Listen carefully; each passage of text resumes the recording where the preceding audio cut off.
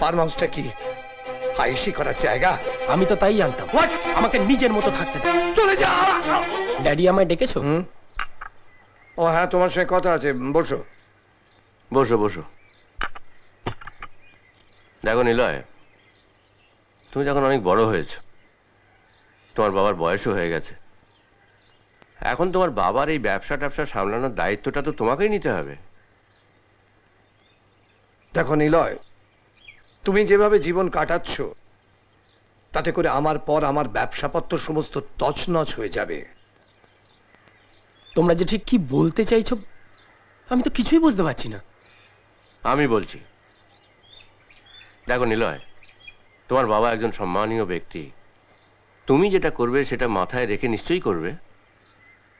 আমাকে বলতে দে মা, প্লিজ। নিলয়, আমি শুনলাম যে তুমি নাকি আমাদের ফার্ম হাউসে একটা বাজারি মেয়েকে নিয়ে এসে তুলেছ। ফার্ম হাউসটা কি হাইসি করার জায়গা? আমি তো তাই জানতাম। মা যখন অসুস্থ হয়ে পড়ে থাকতো তুমি তো তখন ওখানেই সময় কাটাতে। হোয়াট? তুমি তো একটা ইন্টেলিজেন্ট ছেলে, বাবার বিষয়ে এই সমস্ত মন্তব্য করার আগে তোমার তো সবকিছু জানা উচিত। না রমা, রমা ও কিছু জানে না, জানতে চায়ও না কোনোদিন, কোনোদিন না। অথচ ওর মা ছিল আমার জীবনের সবকিছু।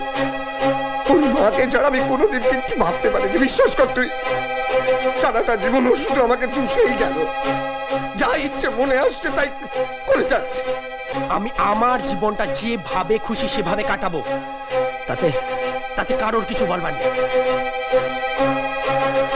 বাবা হয়তো শুধু সারাটা জীবন শাসন করতে শিখলে, আদর কখনো দিয়ে দেখেছো? বাজারি মেয়ে না, যে বাজারি মেয়ের কথা তুমি বলছো তাকে তাকে আমি ভালোবাসি। বাজারি মেয়েদের বলে জানো, যারা যারা তোমাদের ওই বড় বড় ব্যবসার কাজগুলো পাইয়ে দেওয়ার জন্য নিজেদের সবকিছু নিলাম করে দেয়,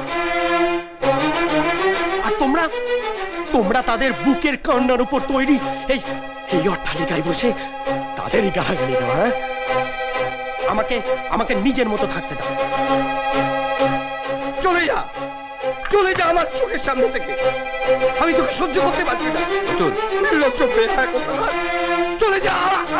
Atul, daddy, Atul, daddy, daddy, Atul, daddy কি হয়েছে?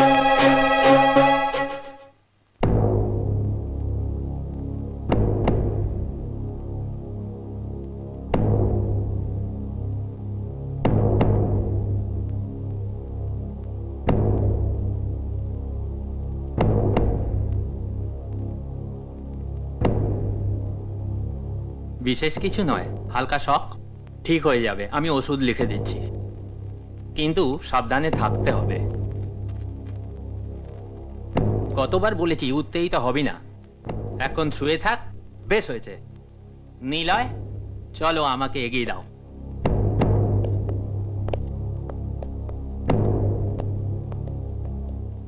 তোর এতটা উত্তেজিত হওয়াটা ঠিক হয়নি অতুল।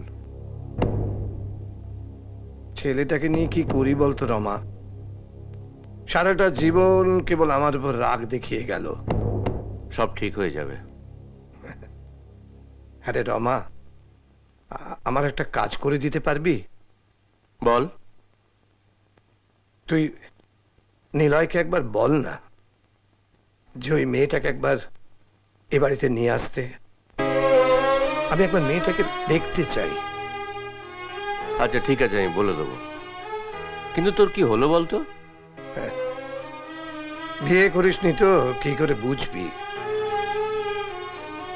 ছেলের সুখ আগে, তারপর বাপের।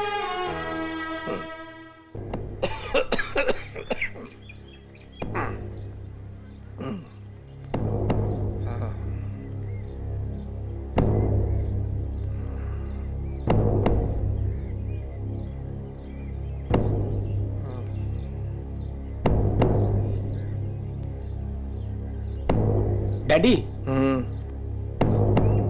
রচিতাকে এনেছি। থাক থাক। বাহ, রচিতার নামটা তো বেশ। আপনার শরীর এখন কেমন আছে? আমার অসুস্থতার কারণটা কি তুমি জানো? হ্যাঁ, আমি শুনেছি। ড্যাডি, ওকে আমি সবই বলেছি।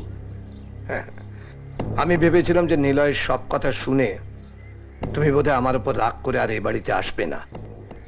আপনি আমার বাবার মতো, বাবার কথায় সন্তানের কি কিছু মনে করতে আছে? নিলয়, তুই ওকে নিয়ে ভেতরে যা। যাও। চলো। ও হ্যাঁ, আর একটা কথা, তুমি মা আজ দুপুরে আমার এখানে খেয়ে যাবে কিন্তু, কেমন? যাও, ভেতরে যাও। আচ্ছা।